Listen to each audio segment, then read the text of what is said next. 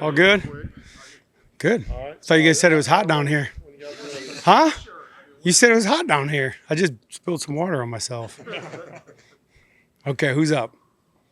How does the offensive line look in terms of pulling and getting out in space and blocking moving targets? They're doing a good job. We've done, if I'm being really honest, a limited amount of it right now just because we're not in pads yet. So trying to avoid some of those collisions till day 3 when we're in pads. But they did it all summer. They're doing it all spring, and I think it's a weapon for us. Sticking with the offensive line, obviously the big name guys all over the front, but Parker's been such a steady force since he came here. Yeah. You've obviously worked with him for a number of years. Just what kind of a pro is he each and every day at practice? Oh, well, you said it. I think he's one of the guys on this team that he gets it. He knows the preparation and the type of demeanor he's got to have every day, and he's super consistent. And I know everybody on the team knows they can count on Parker. Just demeanor, mindset, practice habits, physicality. He's ready to go every day.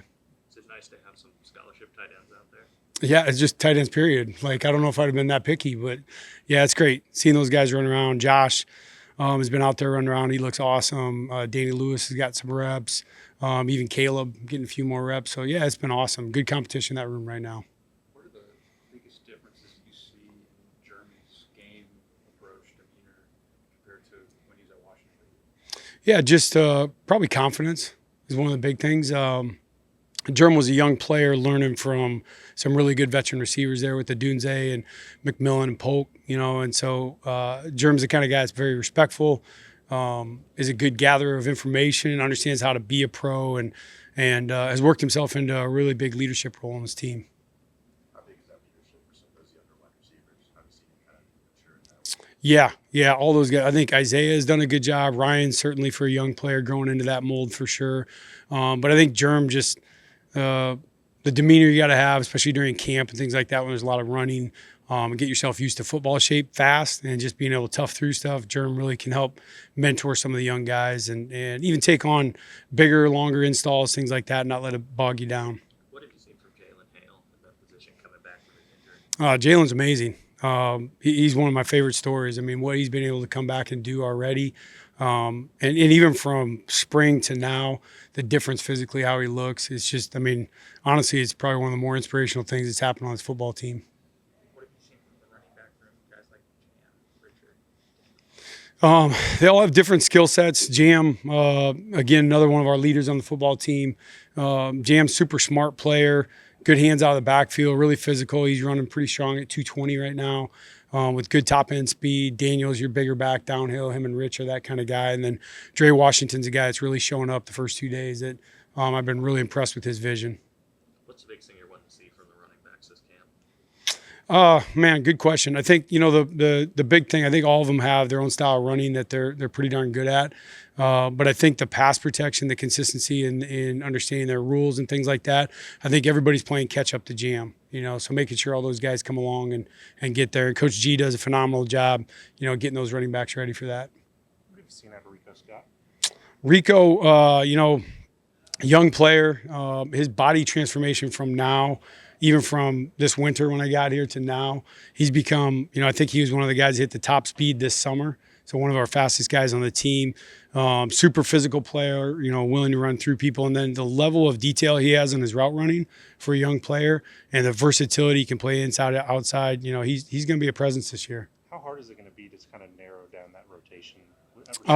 It always is. You want to have a deep, talented room, and we certainly have that at Alabama. So, for us, it's just going to be who are the guys that are able to, consistently do the same thing every day, make the play, make the tough catches, block. It's a prerequisite to be able to block to play wide receiver here.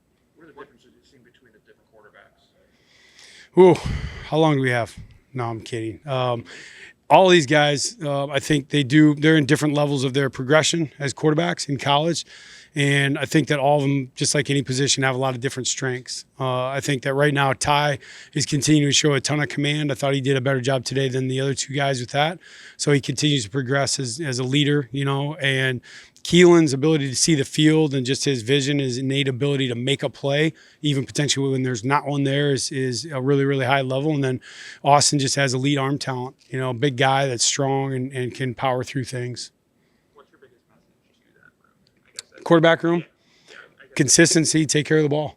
You got to be a guy that can move us forward. I think, one of the biggest things that we're stressing right now is minimizing negative yardage plays. Starts with us, making sure we got the right mic points on protection or run scheme. So make sure the ball is moving forward and the O-line's on the same page, and then, making great decisions with the football.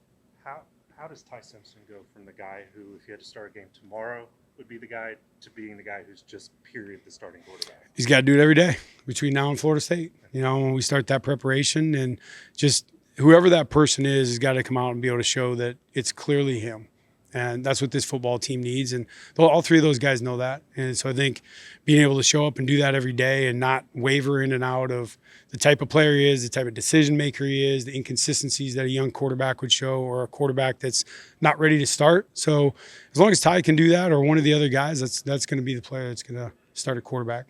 For you personally, to experience the pro game for a year, how much did you feel like you grew getting to spend that time in Seattle? Oh, a ton. I think any league, right? Like you move from the Mountain West to the Pac-12, Pac-12 to SEC, SEC to the NFL. I think there's different type of coordinator families, different type of coverage structures and things like that people run through conferences and areas of football. So I think, from that standpoint, you're just getting used to attacking different types of defenses. Coach, can you speak to the development of a young player like a Larson Brooks or Marshall Pritchard, and can you just talk about how important this time is, getting into new installs, spring, summer, fall camp, and Yeah. things of that nature, stuff like that?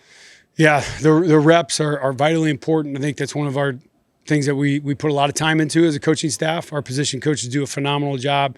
As a full staff, we do a big time, effort as far as trying to find ways to make sure all these football fields are out here getting used and guys are getting reps. And, you can learn in the room, you can watch the film, understand all that, but you got to take reps. And that's the only way you can learn and truly grasp the offense. So walkthroughs, reps on the field, and just intentional coaching all the time is really, really important. What about a guy like Caleb Edwards, who just got here? How have you seen him?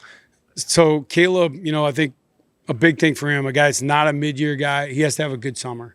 And he certainly did. And so I think that's one of the benefits that we have, is that the amount of interaction that we're able to have with our guys in June, and just understanding that amount of time is limited but valuable. And then throughout the summer, just staying in the playbook and understanding and studying and being ready, because basically you just got to be able to speak the language when he gets here, in fall camp. And if he can speak the language, he's got a chance to be able to execute. And Caleb's a bright kid that's been able to pick it up really fast. He's adapted well. Great. He's been awesome. And, we'll find out how awesome on Sunday when he has to smack somebody with pads on, but I'm excited for him. In an ideal world, when would you like to have a starter figured out at quarterback? Yesterday, if I'm being honest.